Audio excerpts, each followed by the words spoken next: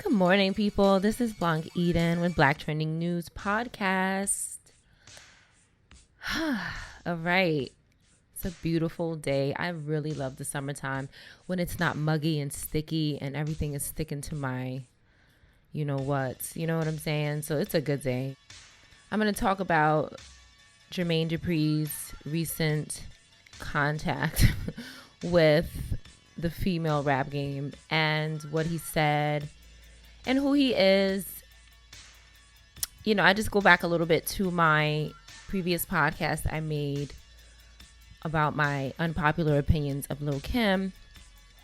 It's a different generation. So, you know, everybody's coming for him, but it just makes more promotion for his documentary that's coming out this month on the We Network. So, you know, that's really what it is. But let's talk about it a little bit. He is the founder of So Def Recordings. I mean, he goes back over 30 years. So many would call him an icon because it's been such a long time. And the artists that he has, I guess he claims he introduced them to the world, are still around. Artists like Criss Cross, Bow Wow, Da Brat, Escape. He's also in the Songwriters Hall of Fame. He's worked with Mariah Carey, Jay-Z, Usher, Ludacris, and so many other people. But in about 5 days, on July 18th, we will premiere his Power, Influence, and Hip Hop, The Remarkable Rise of So Def, a documentary that explores Dupri's career in the music business. It's an hour special, never seen before footage. It will have Snoop Dogg, will.i.am, Da Brat, Bow Wow, Nelly, T-Boz, Usher, etc. Something I didn't know, he has said in an interview, oh God, what station? I think it was Hot 97. I believe it was Hot 97. Ebro, I believe it was Hot 97. He said that he credits himself for T-Boz's voice.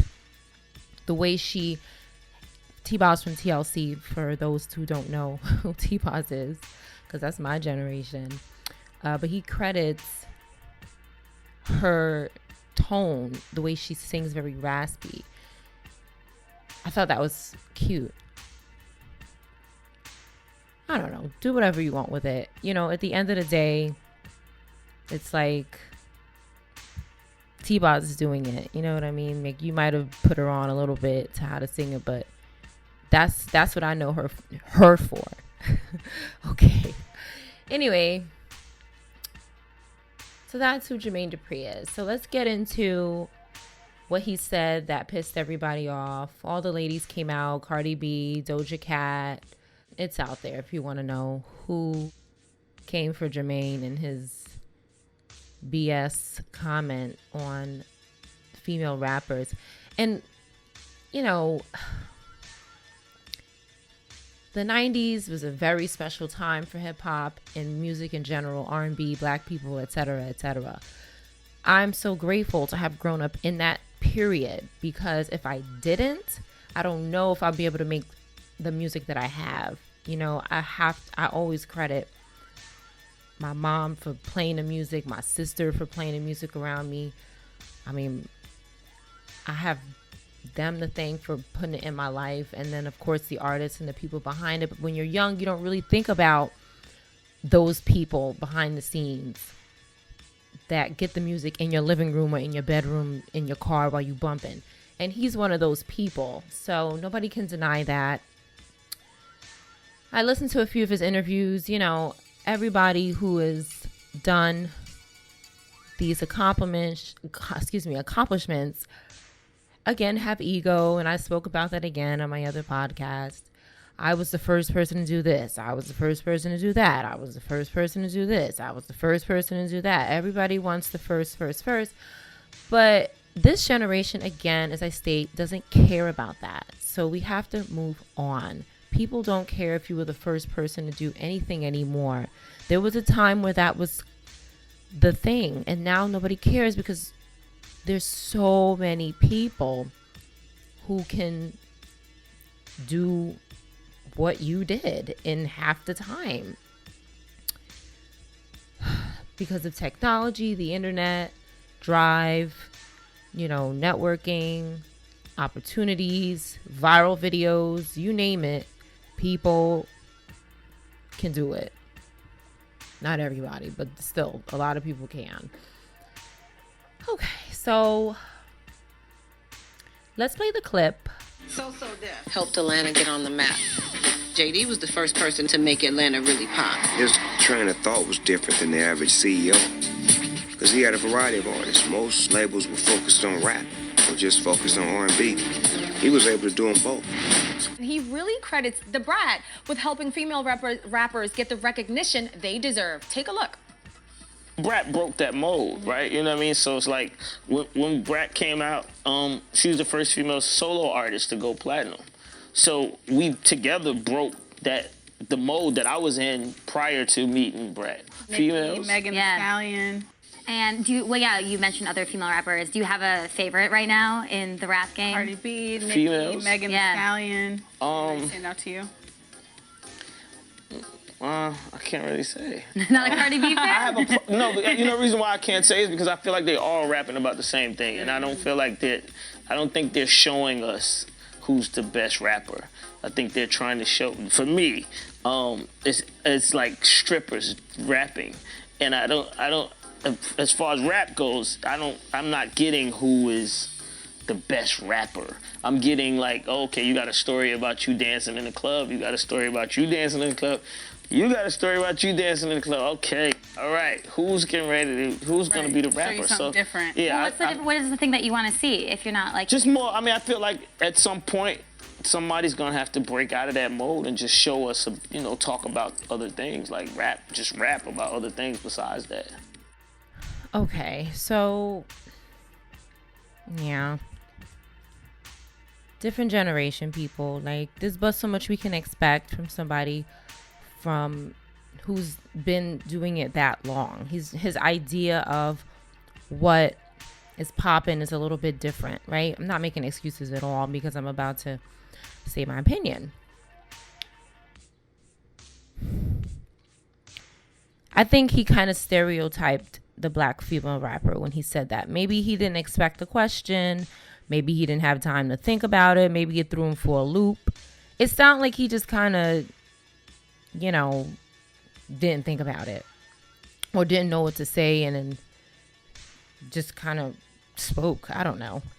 But it kind of very much stereotyped black female rappers. And that happens a lot because people see what is being promoted, which is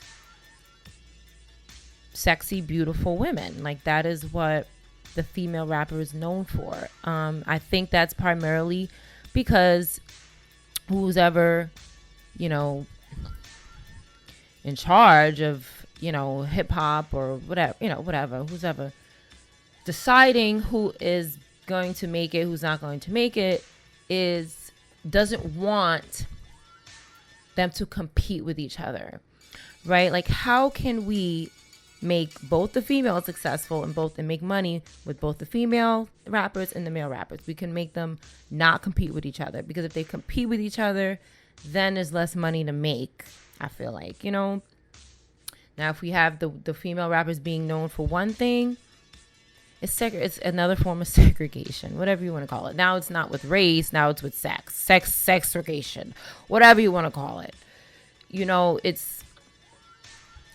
It's not, I think, that people just want female rappers to be known for that. It's just, like Cardi B said, it's what is trending. It's what sells. And I could really vouch for that. I have music that's about a whole lot of stuff other than sex, but my music about sex can't stop fucking streaming. So it's just,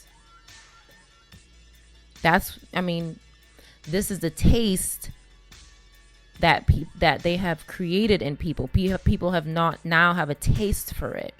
And R&B has always been sexualized. Like, when I was younger, and everybody from my generation could understand what I'm talking about. I was singing songs. I didn't know what they were talking about, but now when I got older, I was like, oh, I was singing about sex.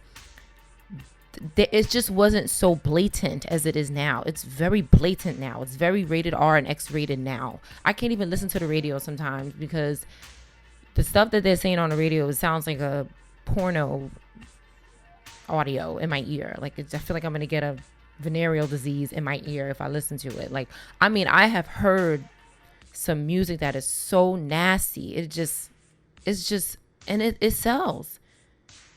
The artist that I'm referring to sells out every fucking show. So it has tons of followers.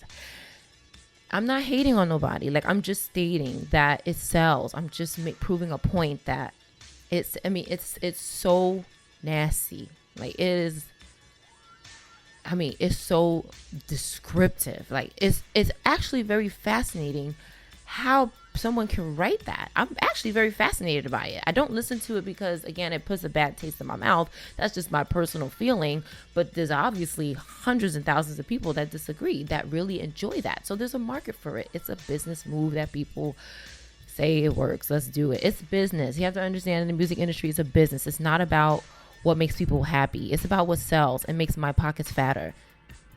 That's what it is. Like, we have to stop thinking it's not that. That's exactly what it is. It's a music business, and people have to make money. Otherwise, they don't enjoy it. So artists that are not over-sexualized, or even if they are sexualized, right? But they're not over-sexualized so much where they just bypass everybody, because I think it's like, who could be the sexiest? Who could be more sexy than the other person? I'm sexier. I'm a stripper. You know, so it's like a stripper is the perfect thing to fall back on, because that is the woman that seduces the man, that takes his money. It has a whole characteristic that people can connect with.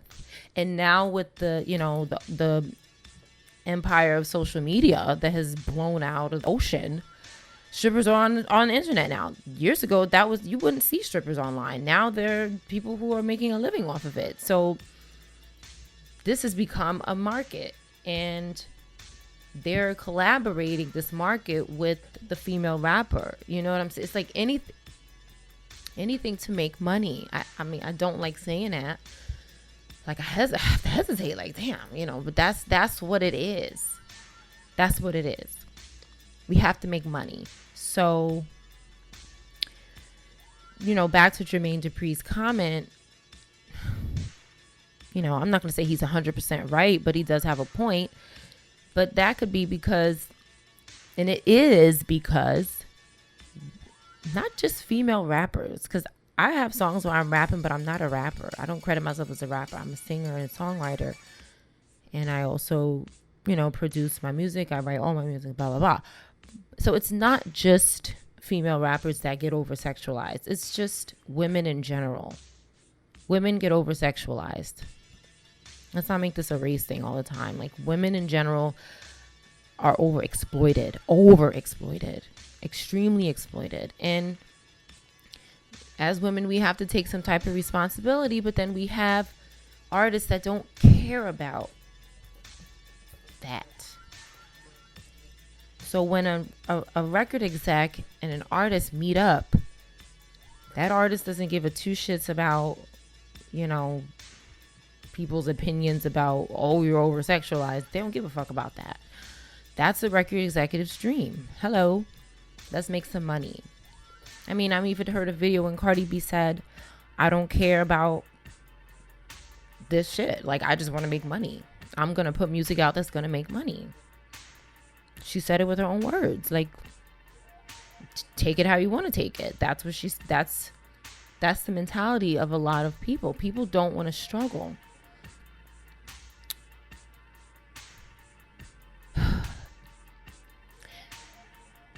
Let's talk about the stripper thing a little bit. Like, I think most women would say, I don't want to strip for the rest of my life. So if you're in that situation and you get approached, what are you going to do?